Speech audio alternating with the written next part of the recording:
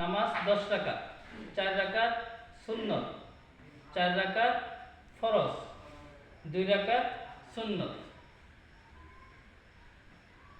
আসরের নামাজ 4 রাকাত ফরজ, মাগরিবের নামাজ 5 রাকাত, 3 রাকাত ফরজ, 2 রাকাত সুন্নত। এশার নামাজ 9 রাকাত, 4 রাকাত ফরজ, 2 রাকাত সুন্নত, 3 রাকাত বেতর। মাশাআল্লাহ। 6 নম্বর, কয়েকটি গুণের উপর মেহনত করিয়া আমল করিয়া চলিতে পারিলে দিনের উপর চলা অতি সহজ। গুণ কয়টি হলো? 1 কালেমা, 2 নামাজ, 3 এলেম ও জিকির, 4 একরামুল মুসলিমিন, 5 তাসহিহে নিয়ত, 6 দাওয়াত ও তাবলীগ। কালেমা লা ইলাহা ইল্লাল্লাহু মুহাম্মাদুর রাসূলুল্লাহ, অর্থ নেই কোনো মাবুদ আল্লাহ ছাড়া, হযরত মুহাম্মদ সাল্লাল্লাহু আলাইহি সাল্লাম আল্লাহর রাসূল। কালেমার উদ্দেশ্য: চন্দ্র, সূর্য, নক্ষত্র, বৃষ্টি, বিদ্যুৎ চমকানো, বাতাস, গরম শীত, সকাল বিকাল, রাত অন্ধকার ইত্যাদি সৃষ্টি করেছেন কে? আল্লাহ। জমিন, পাহাড়, নদী নালা, গাছপালা, আম গাছ, আপেল গাছ, কলা গাছ, কাঁঠাল গাছ, তরমুজ, কলা,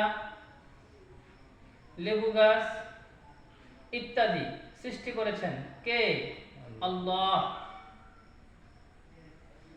গরু, ছাগল, কুকুর, মুরগি, হাঁস, বিড়াল, ভেড়া, ঘোড়া ইত্যাদি সৃষ্টি করেছেন কে? আল্লাহ। হিংস্র জানোয়ার, বাঘ, সিংহ, হরিণ, খরগোশ, হাতি, সাপ, গন্ডার ইত্যাদি সৃষ্টি করেছেন কে? আল্লাহ।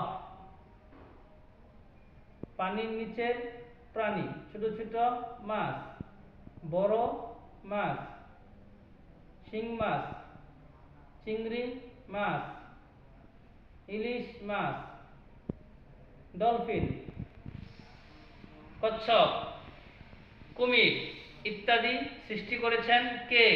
আল্লাহ।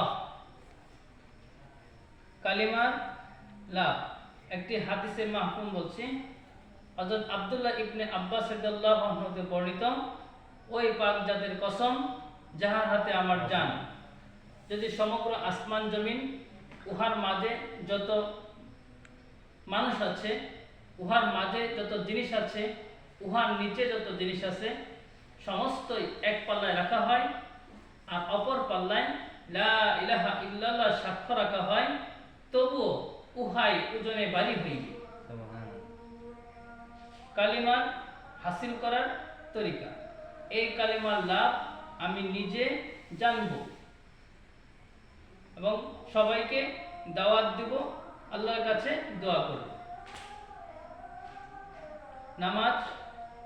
নামাজের উদ্দেশ্য: হযরত মুহাম্মদ সাল্লাল্লাহু আলাইহি সাল্লাম যেভাবে নামাজ পড়ছেন, রুকু করছেন, সিজদা করছেন এবং সাহাবী আজমাইনগণ দেখছেন, শিখছেন, সেরকম নামাজ নিজের মধ্যে আনার চেষ্টা করা। নামাজের লাভ: 1 নম্বর হাদিসে মাহফুম বলছি, হযরত আব্দুল্লাহ ইবনে উমর রাদিয়াল্লাহু আনহু হতে বর্ণিত, হযরত মুহাম্মদ সাল্লাল্লাহু আলাইহি সাল্লাম বলেন, ইসলামের ভিত্তি 5টি খুঁটির উপর প্রতিষ্ঠিত। 1 কালিমা লা ইলাহা ইল্লাল্লাহু মুহাম্মাদুর রাসূলুল্লাহ, অর্থ নেই কোনো মাবুদ আল্লাহ ছাড়া, হযরত মুহাম্মদ সাল্লাল্লাহু আলাইহি সাল্লাম আল্লাহর রাসূল। 2 নামাজ কায়েম করা, 3 যাকাত দেওয়া, 4 হজ করা, 5 রমজান মাসে রোজা রাখা। 2 নম্বর হাদিসে মাহফুম বলছে, হযরত আবু যর রাদিয়াল্লাহু আনহু হতে বর্ণিত, একবার শীতকালে হযরত মুহাম্মদ সাল্লাল্লাহু আলাইহি সাল্লাম বাহিরে তাশরিফ আনিলেন। তখন গাছ হইতে পাতা ঝরিয়া পড়িতেছিল। তিনি গাছের একটি ঢাল ধরিলেন, ফলে উহার পাতা আরো বেশি করে ঝরিতে লাগিল।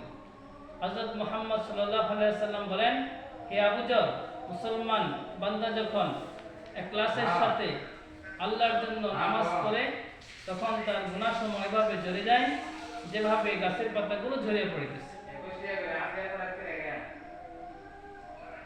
3 নম্বর হাদিসে মাহফুম বলছে, হযরত আবু হুরায়রা রাদিয়াল্লাহু আনহু হতে বর্ণিত, যদি কোনো ব্যক্তির দরজার সম্মুখে একটি নহর প্রবাহিত থাকে যাহাতে সে প্রতিদিন 5 বার গোসল করে, তবে কি তার শরীরে কোনো ময়লা বাকি থাকিবে? সাহাবায়ে কেরাম রাদিয়াল্লাহু আনহুম আরজ করিলেন, কিছুই বাকি থাকিবে না। হযরত মুহাম্মদ সাল্লাল্লাহু আলাইহি সাল্লাম বলেন, 5 ওয়াক্ত নামাজের অবস্থা এইরূপ যে আল্লাহ জাল্লা শানুহু ওহার বদৌলতে তার গুনাহসমূহ মিটাইয়া দেন।